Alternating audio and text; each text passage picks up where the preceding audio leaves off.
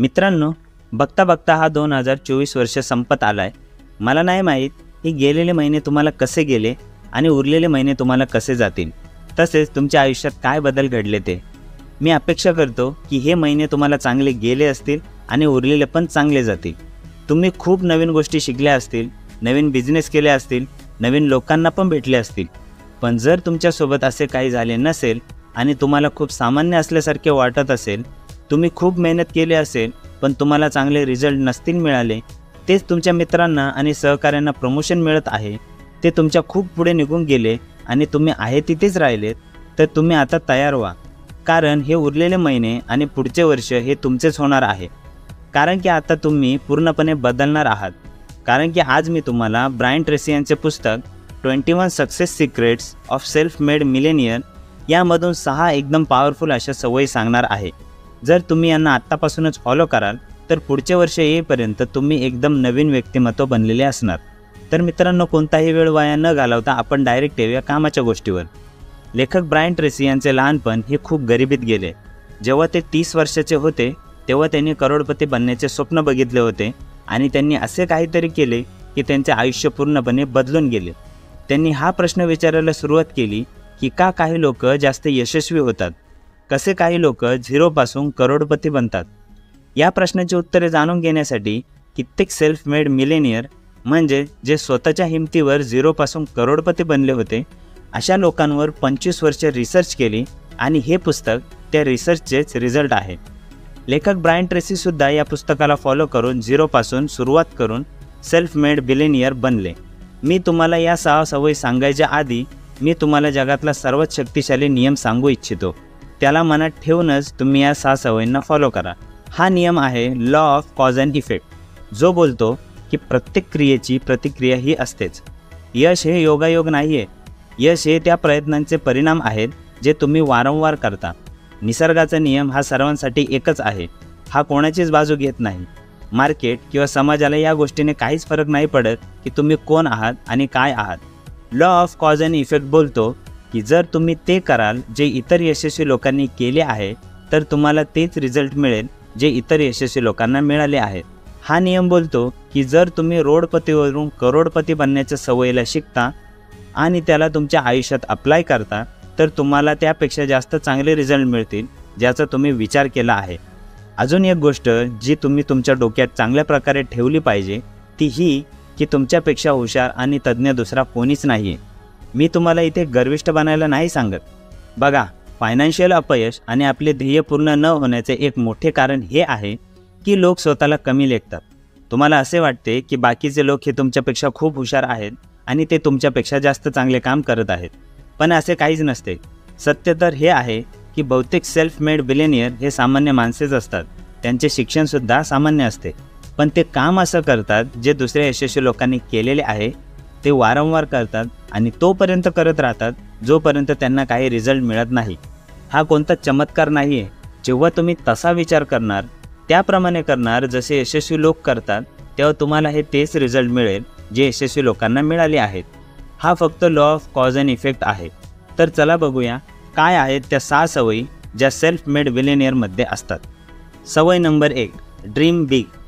माझा एक मित्र होता जो बोलायचा की फक्त माझं एकदा कॉलेज संपू दे आणि मला योग्य नोकरी मिळू दे, मग बघ माझे लाईफ एकदम सेट आहे. त्याचे स्वप्न हे फक्त एक योग्य नोकरी मिळवण्याचे होते, एक चांगली नोकरीसुद्धा नाही. त्याच्या आयुष्यात सर्वात मोठे ध्येय होते एक योग्य नोकरी मिळवणे.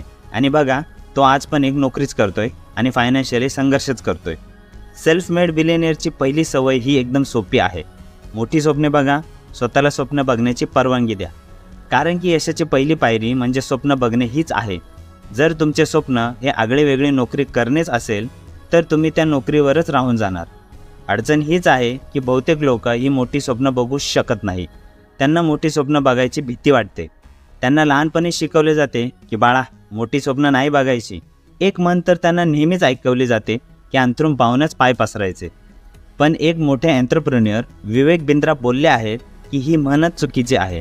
त्यांचे म्हणणे आहे, अंथरूण पाहून पाय पसरण्यापेक्षा अंथरूणच मोठे करा आणि लांब पाय पसरा. तर मोठी स्वप्न बघण्याची सवय करून घ्या. साधीसुधी एखादी योग्य लायक अशी नोकरी, हे असे शब्द तुमच्या तोंडात सुद्धा आणू नका. सवय number 2, see yourself as a self employed.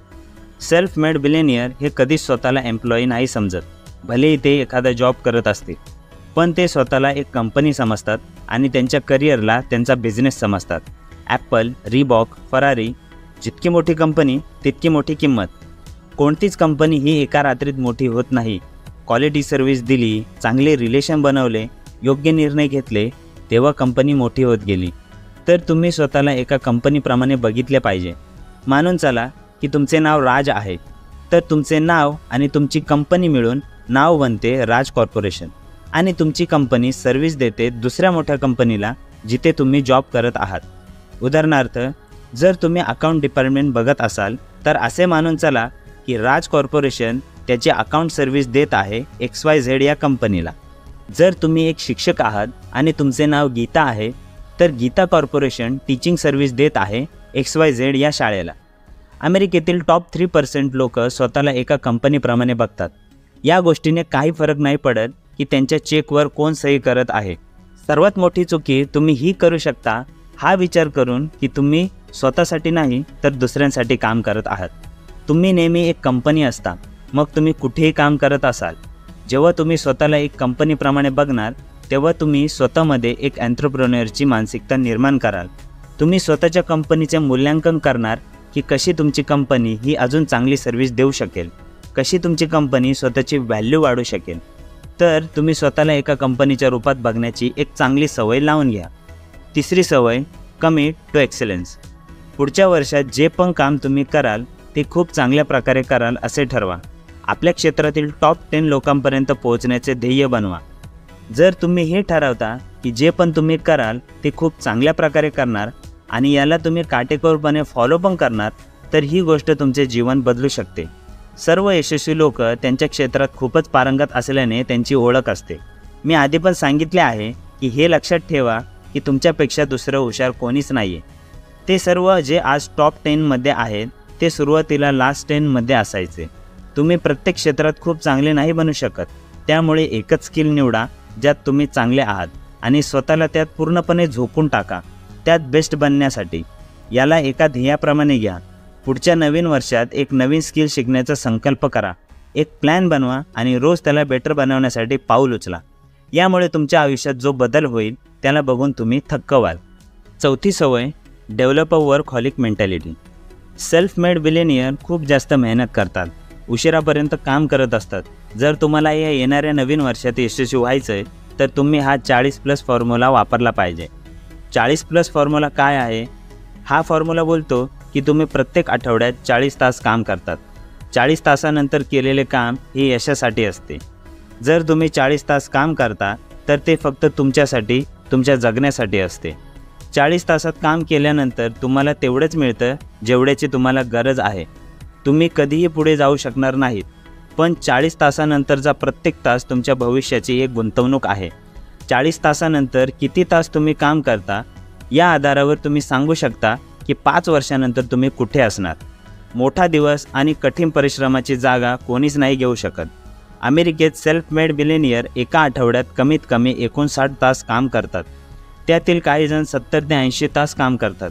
खास करून त्यांच्या करिअरच्या सुरुवातीला ते आठवड्यात 5 ऐवजी 6 दिवस काम करतात आणि जास्त वेळ काम करत असतात. जर तुम्हाला एखाद्या सेल्फ मेड बिलियनियरसोबत बोलायचे असेल तर ते तुम्हाला ऑफिस टाईमच्या आधीचा किंवा नंतरचा वेळ देतील. तर यावर्षी थोडे जास्त तास काम करण्याची सवय करून घ्या. 5वी सवय, dedicate yourself to life long learning. जे क्षेत्र तुम्ही निवडले आहे त्यात शिकण्यासाठी आणि सुधार आणण्यासाठी तुमच्याजवळ असीमित क्षमता आहे. तुमचा मेंदू हा एक स्नायूप्रमाणे आहे. तो तेव्हाच डेव्हलप होईल जेव्हा आपण त्याचा वापर करू. अगदी तसेच जसे बॉडी बनवण्यासाठी आपल्याला जिममध्ये व्यायाम करावा लागतो. जितके जास्त तुम्ही शिकणार तितका हुशार तुमचा मेंदू बनत जाईल. अगदी तसेच जसे स्पोर्ट्समध्ये तुम्ही जितके जास्त खेळतात तितके चांगले तुम्ही खेळता. तुमचे डेडिकेशन हे शिकण्याकडे जितके जास्त असेल तितकेच चांगले तुम्ही शिकणार. सर्व मिलेनियर नेहमी शिकतच असतात आणि नेहमी शिकत राहणे हाच या युगातील यशाचा फॉर्म्युला आहे. तर येत्या वर्षी तुम्ही हे ठरवा की तुम्ही तुमच्या स्किल्सचे विद्यार्थी बनणार आणि आयुष्यभर त्या स्किल्ससाठी शिकत राहणार, माहिती जमा करत राहणार. आपल्या स्किल्सबद्दल दररोज 30 ते 60 मिनिटे रोज वाचा. वाचण्याचा आणि मेंदूचे तेच नाते आहे जे व्यायाम आणि बॉडीचे असते. रोज 1 तास वाचन केल्याने तुम्ही आठवड्यात 1 पुस्तक वाचून पूर्ण करणार, म्हणजेच वर्षाला कमीत कमी 50 पुस्तके. 1 तास नाही वाचू शकत तर दिवसातून कमीत कमी 20 मिनिटाचा वेळ काढा आपल्या क्षेत्रातील पुस्तके वाचण्यासाठी. या व्यतिरिक्त तुमच्याकडे जेव्हा वेळ असेल तेव्हा ऑडिओ बुक ऐका. तुमच्या फोनला शिकण्याची मशीन बनवा. 6वी सवय, pay yourself first. Self made billionaire नेहमी सर्वात पहिले स्वतःला पे करतात. हे खूप महत्त्वाचे आहे. तुम्हाला येत्या या नवीन वर्षात स्वतःला वचन द्यायचं आहे की जितकं पण तुम्ही कमवता त्यातले 10% स्वतःला पे करणार, म्हणजेच तुम्ही त्या रकमेला इन्व्हेस्टमेंट अकाउंटमध्ये टाकणार. एक खूप फेमस पुस्तक आहे the richest man in Babylon.